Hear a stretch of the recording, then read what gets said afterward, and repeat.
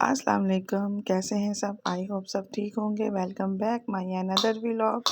तो आज मैं आपको अपनी ज़ोहर की नमाज से स्टार्ट कर रही हूँ व्लॉग, और ये शादी से जाने से एक दिन पहले का है। तो मैं यहाँ मगरिब की नमाज़ में इधर पढ़ रही थी, और क्योंकि असफ़ी मेरे पास था तो वो मेरी वीडियो बना रहा था। तो कभी कभी वीडियो बनाना बड़ा मुश्किल हो जाता है, तो अगर कोई बच्चा हो तो बड़ी मेहरबानी अगर वो हेल्प कर दे। तो आज मेरा डस्टिंग डे था, क्योंकि 4-5 दिन फिर हम लोग 4 दिन तो लाजमी लगने थे शादी पे, क्योंकि हम लोग आउट ऑफ सिटी जा रहे थे बहावल नगर। तो मैंने कहा आज लाजमी मैं डस्टिंग करूँगी, क्योंकि डेली डस्टिंग मैं सारे रूम्स की नहीं कर सकती, जैसे मैंने आपको पहले भी बताया था। तो आज ये टीवी वाले रूम की थी, तो ये टीवी जो नीचे काउंटर है ये मैं सारा साफ़ कर रही थी, कंसोल कह लें या जो भी। तो इतनी जल्दी यकीन करें, हालांकि रूम के दरवाजे भी बंद होते हैं, लेकिन पता नहीं कहाँ से डस्ट और छोटे छोटे जाले साथ आ जाते हैं। तो बस मैं यहाँ चीज़ें उठा के सारी साफ़ कर दूँगी, और ताकि मैं जब वापस आऊँ तो फिर उतने दिन तक साफ़ तो नहीं रहेगा, लेकिन है फिर आऊँगी तो इंशाल्लाह दोबारा से वही रूटीन।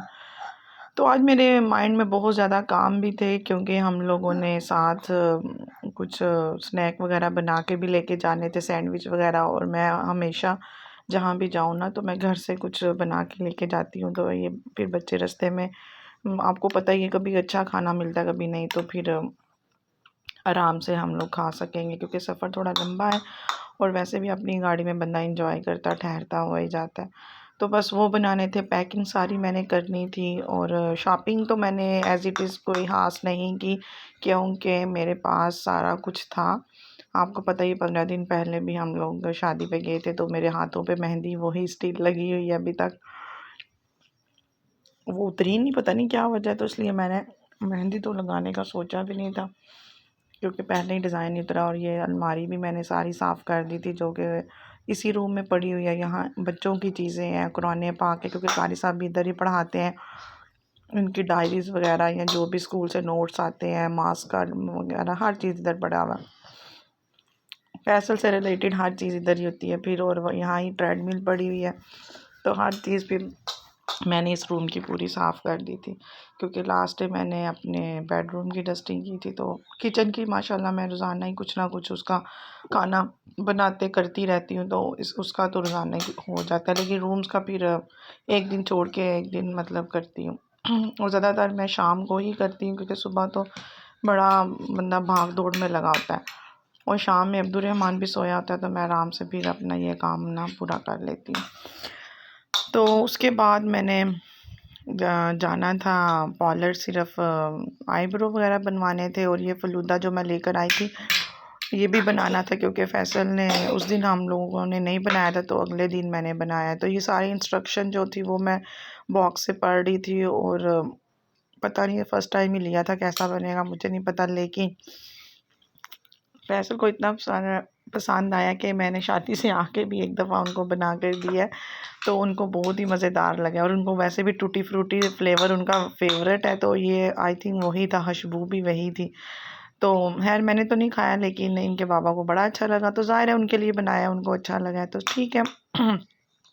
और जैसे कि ये डिज़र्ट बनते हैं, वैसे ही मैं जल्दी से इसके अंदर से दूध का पैकेट निकाल के बॉईल करना रख दूँगी, और इसके अंदर से 2 साशे निकले थे, एक में जेली थी और एक में वही डिज़र्ट वाला सारा कुछ था। तो ये 1 लीटर मिल्क पैक मैं सारा यूज़ कर लूँगी, और इसके अंदर मैं डाल दूँगी, जब ये गर्म हो जाएगा ना, तो वो मिक्सचर सारा डाल दूँगी पैकेट वाला।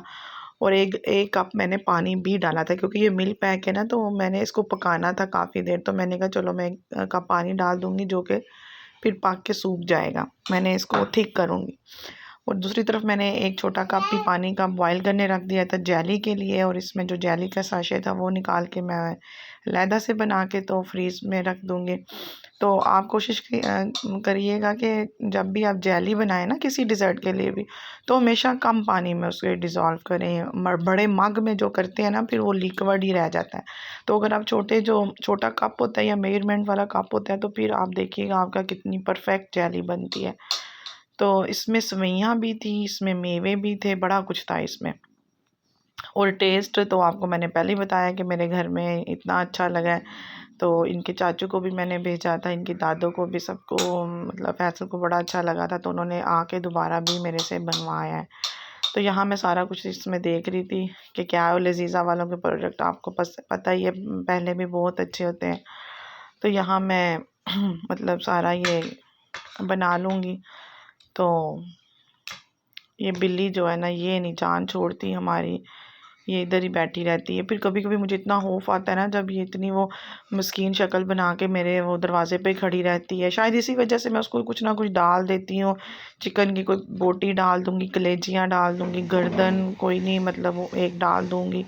वैसे तो गर्दन फैसल को बड़ी पसंद है, मेरे बच्चे तो नहीं खाते, लेकिन मैं चिकन से निकाल के वो डाल दूँगी, या सेपरेट इसके लिए मंगवा के रखी होती है मैंने।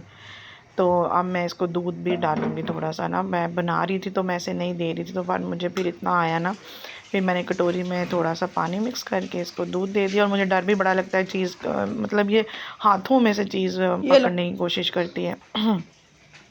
और मैंने साथ ले जाने के लिए होल चिकन को मसाला लगाना था, वो मैंने निकाला हुआ था, और उसका एक लेग पीस उठा के ये भाग गई थी। खैर वो मैं आगे जाके आपको बताऊंगी, मैं फिर नहीं बना सकी थी। वो मैंने मसाला लगा के ना यूं ही फ्रीज़र में दोबारा रख दिया था, क्योंकि टाइम बहुत थोड़ा था, इसलिए मैंने ना रास्ते के लिए कुछ भी नहीं बनाया था सिवाय वो लेके गई थी मैं, क्या उसको कहते हैं, आमलेट और ब्रेड। आमलेट बना के ना ब्रेड के अंदर लगा के वो ले गई थी। और थोड़े से मेरे पास लेफ़्ट ओवर चावल थे, वो तो खैर किसी ने भी नहीं खाए थे, वो ज़ाये हुए थे। तो लेकिन मैं दूसरी जो थी ना वो खा ली। ये देखें आप, इसका कलर कितना पिंक है। ये ज़्यादा तेज़ पिंक लग रहा है, लेकिन जब बनेगा तो लाइट पिंक हो जाएगा। और मैंने इसे पकाया भी माशाल्लाह बहुत देर था, तो ये खोए जैसे हो गया था। ये लिक्विड ही रहता है, ये जमने वाला